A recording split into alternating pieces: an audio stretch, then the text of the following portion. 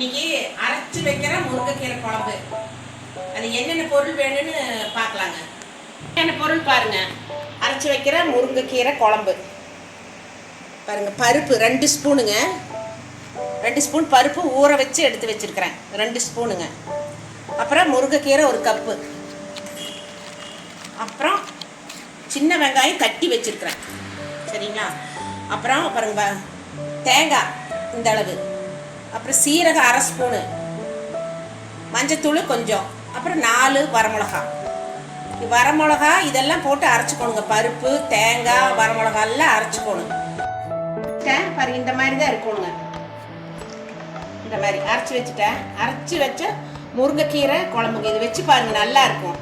தேங்காய், துவரம்பருப்பு, சீரகம், வரமிளகா இது எல்லாம் போட்டு அரைச்சிக்கணுங்க. பாருங்க, இந்த தட்டின வெங்காயத்தை இப்போ எண்ணெய் ஊற்றி கொஞ்சம் கடுகு போட்டு வணக்கிக்கலாம். பாருங்க, அடுப்பு வச்சு குழம்பு தாளிச்சு விட்டுறலாம். நல்லா இருக்குங்க இந்த குழம்பு. நீங்களும் செஞ்சு பாருங்க. துவரம்பருப்பு 2 ஸ்பூன் ஊற வச்சிருங்க. தேங்காய் நான் காட்டினல்லங்க, அது ஒரு 2 இவ்வளோ பெருசு 2 பீஸு. அப்புறம் வெங்காயத்தை தட்டிக்குங்க. சின்ன வெங்காயத்தை இப்படி தட்டிக்கணும்.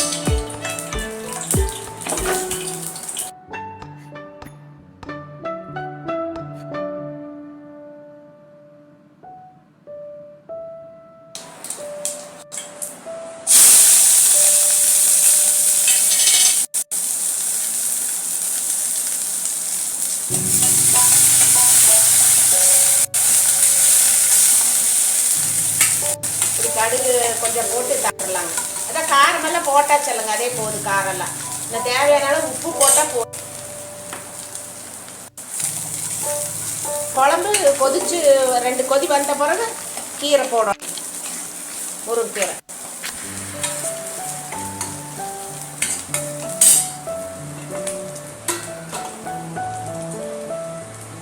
தேவையான உப்பு போடணும்.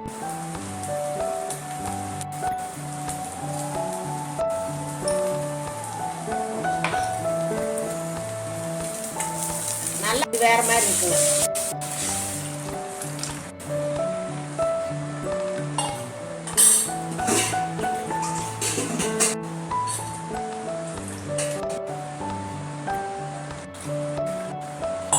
குழம்பு நல்லா போட்டு சாப்பிட்றதுக்கு சூப்பராக இருக்குது இந்த குழம்பு. அரைச்ச கீரை குழம்பு கொதிக்கிட்டுங்க.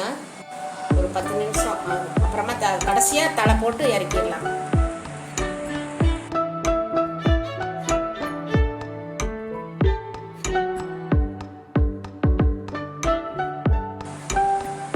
பாருங்க, குழம்பு ரெடி ஆகிட்டு இருக்குது.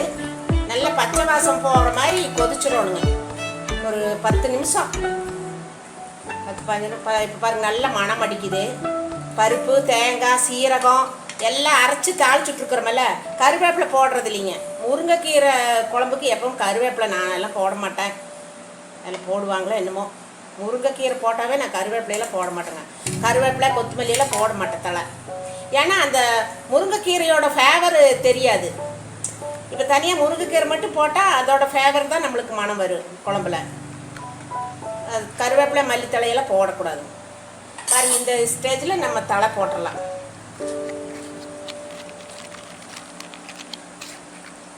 முருங்கைக்கீரை ரொம்ப நல்லதல்ல உடம்புக்கு. வாரத்தில் ஒரு 2 தடவை, ஒரு பொரியல் ஒரு தடவை, இந்த மாதிரி குழம்பு ஒரு தடவை. நம்ம எப்பவும் பருப்பு போட்டு முருங்கைக்கீரை வைப்போமே, அந்த மாதிரி ஒன்று. இது அரைச்சி வைக்கிற முருங்கைக்கீரை குழம்புங்க.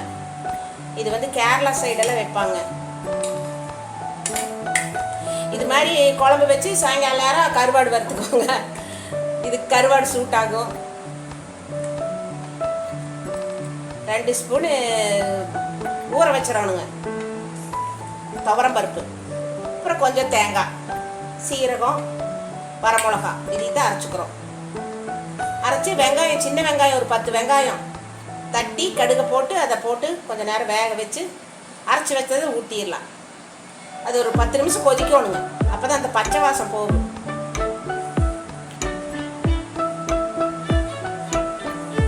இது களிக்கெல்லாம் தொட்டுக்கலாங்க, நல்லாயிருக்கும். களி, ராய் களிக்கு இது தொட்டுக்கலாம். களி செஞ்சோம்னா இந்த குழம்பு ஊற்றி தொட்டுக்கிறதுக்கு நல்லாயிருக்கும்.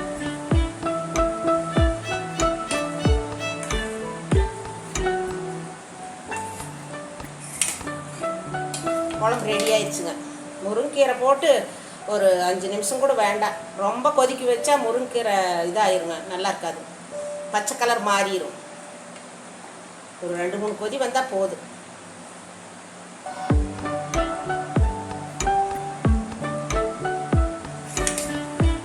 குழம்பு ரெடி ஆயிடுச்சு. ராய்க்களிக்கு சூப்பராக இருக்குங்க தொட்டுக்கிறதுக்கு. ராய்க்களி செஞ்சு இந்த குழம்பு ஊற்றி சாப்பிடலாம். அது சாப்பாட்டுக்கு நல்லா இருக்கும். சாப்பாட்டுக்கு தான் செய்யறேன் நான். பாருங்க, குழம்பு ரெடி ஆயிடுச்சு. பாருங்க, அரைச்சி வச்ச முருங்கைக்கீரை குழம்பு. நீங்களும் செஞ்சு பாருங்க. நல்லா இருந்தால் லைக் பண்ணுங்க.